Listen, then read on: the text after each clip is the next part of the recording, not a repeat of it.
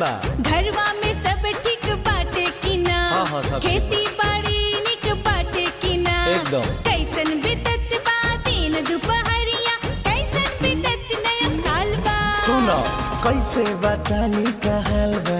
अच्छा तोहरा बिना जियल मोहाल बा। काहे? घर दुआर सब कुछ ठीक ठाक बा।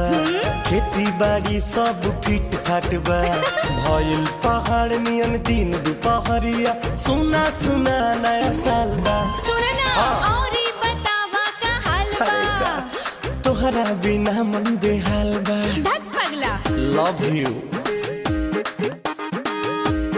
ए हमार रानी, तनी चुम्मा दे दो। लाज लगता। काहे लगाता रे? हाय निंदिया ना आवे